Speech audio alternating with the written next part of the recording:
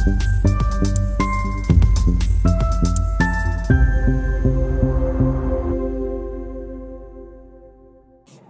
मित्रांनो, वाल्मिक कराडला अटक होऊन आता 2-3 दिवस झालेले आहेत। खरं तर या विषयावर पडदा पडायला हवा होता, पण आतापर्यंत वाल्मिक कराडला अटक का होत नाही याच्यासाठी धोशा लावणारे विरोधी पक्षाचे नेते विजय वडेट्टीवार असतील किंवा अंबादास दानवे असतील, आता वाल्मिक कराडचा एन्काउंटर होणार आहे म्हणून मागे लागलेले आहेत। वाल्मिक कराडला तुरुंगामध्ये बेड दिला जातोय का, त्याच्याबाबत काय केलं जातं याच्याबाबत वाल्मिक कराडच्या परिवारापेक्षा विजय वडेट्टीवारांना, अंबादास दानवेंना आणि विरोधी पक्षाच्या नेत्यांना जास्त चिंता आहे असं दिसतंय। त्यांचं म्हणणं आहे की मोठ्या आकाला वाचवायला छोट्या आकाचा बळी दिला जाऊ शकतो। अर्थात मोठा आका कोण आहे त्याचं नाव घ्यायची यांची हिम्मत होत नाहीये। त म्हटल्यावर ताकबाद समजणाऱ्या तुम्हा आम्हाला सगळ्यांना हे न सांगताच समजेल की त्यांचा रोख हा महायुती सरकारमधले मंत्री धनंजय मुंडेंकडे आहे। कारण आरोप केले जात आहेत की नागपूरमध्ये वाल्मिक कराड होता, मग तेव्हाच त्याला का नाही पकडलं, मग तो गायब कसा झाला, मग तो अजितदादांच्या गाडीच्या ताफ्यापैकी जी एक गाडी होती त्याच्यातनं कसा काय तो सरेंडर झाला, वगैरे वगैरे वगैरे। म्हणजे त्यांचा म्हणण्याचा उद्देश आहे की वाल्मिक कराड जे काही करत होता ते धनंजय मुंडेंच्या सांगण्यावरनं करत होता। वाल्मिक कराड काय करत होता तर त्यांच्या दृष्टीने, अर्थात अजून काही आरोपपत्र वगैरे काही दाखल झालेलं नाही आहे, पण खंडणी, खून आणि अन्य प्रकारचे गुन्हे हे सगळे वाल्मिक कराड, जी दहशत सगळी त्या परळीमध्ये माजवली होती, परळी पॅटर्न म्हणून ज्याचं नाव विरोधी पक्षाने ठेवलेलं आहे, त्याचे खरे सूत्रधार वाल्मिक कराड नसून धनंजय मुंडे आहेत असं त्यांना सुचवायचंय। पण सुचवायचंय तर धनंजय मुंडेंचं नाव घ्यायची मात्र त्यांना भीती वाटते किंवा त्यांची तयारी नाहीये। आणि तरी देखील सरकारने धनंजय मुंडेंविरुद्ध कारवाई करावी अशी त्यांची मागणी आहे। आता जर धनंजय मुंडेंचं राजकीय करिअर बघितलं, म्हणजे ते सुरुवातीपासनं अखिल भारतीय विद्यार्थी परिषद, भाजयुमो, भाजपा, विद्यार्थी चळवळीतनं पुढे आलेले कार्यकर्ते आहेत। भाजपात होते 2012 सालापर्यंत भाजपात होते, जेव्हा गोपीनाथ मुंडेंनी लोकसभेत गेल्यानंतर धनंजयऐवजी आपल्या मुलीला पंकजा मुंडेंना तिकीट दिलं, तेव्हा कुटुंबामध्ये फूट पडली। महाराष्ट्रातल्या वेगवेगळ्या राजकीय घराण्यांमध्ये फोडाफोड करणारे कोणते काका आहेत हे आपल्या सगळ्यांना माहिती आहे। आता जे आका आका करतायत त्यांनाही हे काका माहिती आहेत। आणि ही फूट पडल्यानंतर धनंजय मुंडेंचे वडील पंडित अण्णा मुंडे आणि 2012 साली धनंजय मुंडे राष्ट्रवादी काँग्रेसमध्ये, अजितदादांच्या काकांच्या पक्षामध्ये ते सहभागी झाले। त्याच्यानंतर 2014 पासून त्यांनी निवडणुका लढवल्या, ते जिंकले। आणि जर 2014 पासून हा सगळा परळी पॅटर्न सुरू झाला असेल, कारण यांच्या सगळ्या म्हणण्याच्या नुसार हे सगळं जे काही सुरू आहे हे काल आज सुरू नाही आहे, हे गेली 10 वर्षापेक्षा जास्त काळ सुरू आहे। कारण एकेकाळी गोपीनाथ मुंडेंच्या घरी गडी म्हणून काम करणारा, त्यांचा छोटी मोठी कामं करणारा वाल्मिक कराड अचानक महत्त्वाचा झाला। तो या कौटुंबिक दुहीमध्ये पंडित अण्णांच्या सोबत आणि धनंजय मुंडेंच्या सोबत गेला आणि मग तो त्याचा उजवा हात बनला। आणि त्यामुळे हे जे सगळं चालू आहे परळीत, बीडमध्ये, ते सगळं गेली 10 वर्षापेक्षा जास्त काळ चालू आहे। आता 2014 ते 19 धनंजय मुंडे शरद पवारांच्या राष्ट्रवादी काँग्रेसमध्ये होते। जर हे सगळे प्रकार तेव्हा चालू होते तर ते थांबवण्याची जबाबदारी राष्ट्रवादी काँग्रेसचे सर्वेसर्वा म्हणून शरद पवारांवर होती. ठीक आहे, त्यानंतर धनंजय मुंडे मंत्री झाले. 2019 ते 2022 संपूर्ण ब्रह्मांडातल्या सर्वोत्तम सरकारमध्ये ते मंत्री होते. याच मंत्रिमंडळाच्या काळात त्यांच्यावर बलात्काराचे आरोप करण्यात आले. ते आरोप केल्यावर कर्तव्यदक्ष कुटुंब प्रमुख मुख्यमंत्री उद्धव ठाकरेंनी त्यांचा राजीनामा घ्यायला हवा होता. तो काही त्यांनी घेतला नाही. त्यांनी आपली बाजू अजितदादांचे काका शरद पवार यांच्याकडे मांडली आणि शरद पवारांनाही काही हे योग्य वाटलं नाही की कोणी बलात्काराचा आरोप केला म्हणून धनंजय मुंडेंनी मंत्रिपदाचा राजीनामा द्यावा.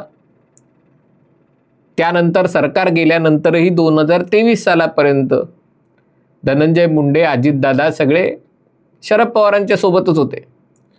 म्हणजे जेव्हा आपण 2014 पासून 2024 सालपर्यंतच्या गुन्हेगारीचा, दहशतवादाचा, लुटालुटीचा, बेबंदशाहीचा दावा करतो आणि बीड जिल्ह्यामध्ये खास करून परळी तालुक्यामध्ये हा जो सगळा पॅटर्न उभा राहिला, त्याच्यासाठी वाल्मिक कराड हा छोटा आका असून त्या छोट्या आकाचा मोठा आका या सगळ्याच्या पाठी आहे असं म्हणतो, तेव्हा या मोठ्या आकालाही वाचवणारा कोणतरी काका असला पाहिजे.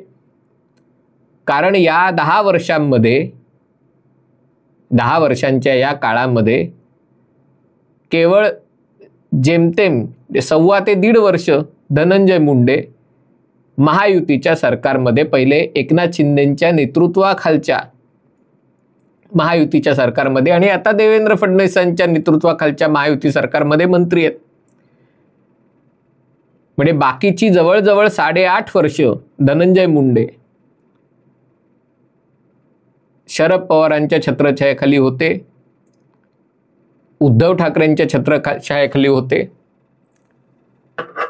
या सगळ्याची चर्चा जर तेव्हापासूनच सुरू होती तर तेव्हा त्यांच्या विरुद्ध कोणतीही कारवाई का करण्यात आली नाही?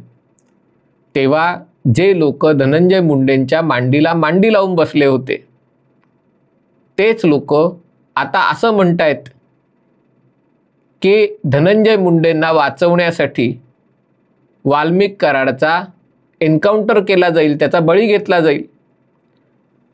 असा काही एन्काउंटर होतो महाराष्ट्रात तर असे काही फारसे एन्काउंटर होत नाही. अक्षय शिंदेचा एक एन्काउंटर झाला, तो एक अपवादात्मक.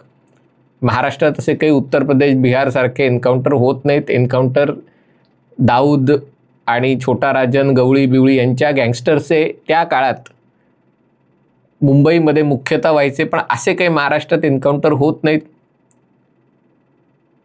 आज मराठवाड्यात परिस्थिती अशी आहे की जर खरंच वाल्मिक कराडचा एन्काउंटर झाला तर सामान्य लोकांना जे मराठी TV चॅनल बघून आपलं मत बनवतात, मराठी वर्तमानपत्र वाचून आपलं मत बनवतात, त्यांच्यापैकी बऱ्याच जणांना आनंद होईल. कारण त्यांच्या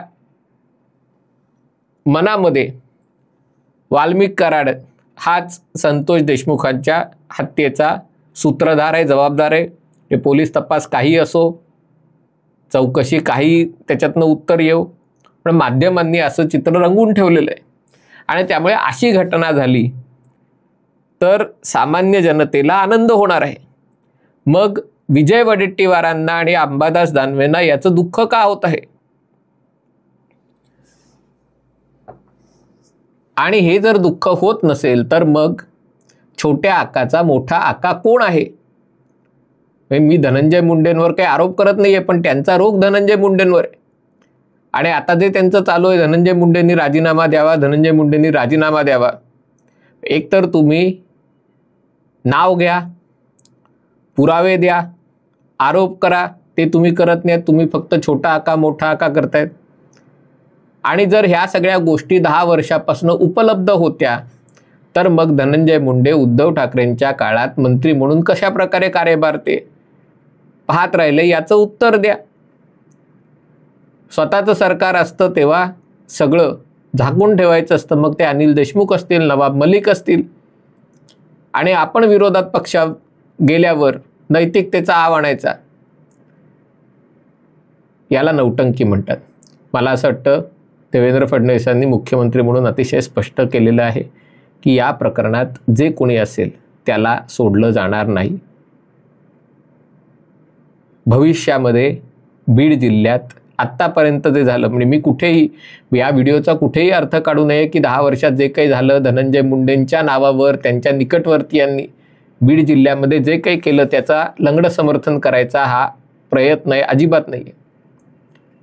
मुद्दा असा आहे की भविष्यात बीड जिल्ह्यामध्ये या घटना होणार नाही आहेत. कारण ती जी पकड होती, ती पकड निर्माण झालेली ती आकांच्या काकांच्या आशीर्वादाशिवाय ती पकड होऊ शकली नसती. आणि त्यामुळे ती पकड तोडणं आवश्यक आहे. ती पकड आता तुटेल असं मला वाटतंय. आणि त्यामुळे जर ती पकड तुटली नाही तर ती पकड तुटावी यासाठी टीका करणाऱ्यात मी पहिला असेल. पण कशाचंच काही नाही आणि रोज नवीन आरोप करायचे, नाव घ्यायचं नाही आणि बोंबाबोंब करायची, ही महाराष्ट्राची संस्कृती आहे. एकीकडे म्हणतात वाल्मिक कराडला गाद्या पुरवल्या, दुसरीकडे म्हणायचं वाल्मिक कराडचा एन्काउंटर करायचा आहे. काय गादीवर एन्काउंटर करणार की काय? आणि त्यामुळे हा पोरकटपणा महाराष्ट्रातल्या विरोधी पक्षांना शोभा देत नाही. महाराष्ट्राच्या समोर अनेक महत्त्वाचे विषय आहेत. नवीन वर्षाला सुरुवात झालेली आहे. आर्थिक आव्हानं आहेत, विकासाची आव्हानं आहेत, अनेक राजकीय प्रश्न आहेत. त्याची चर्चा करा, सरकारला धारेवर धरा, सरकारवर टीका करा, सरकारचं जगणं हराम करा, जसं देवेंद्र फडणवीसांनी तुमच्या सरकारचं केलं होतं. रोज काहीतरी टाइमपास करणं हे विरोधी पक्षाचं काम नाही. ते करून विरोधी पक्षाचे हे नेते स्वतःचं हसं करून घेत आहेत. हा व्हिडिओ आपल्याला आवडला असेल तर कृपया लाईक करा, शेअर करा आणि चॅनल सबस्क्राईब करायची विनंती आहे. तुर्तास इथेच थांबतो. पाहत रहा MH48.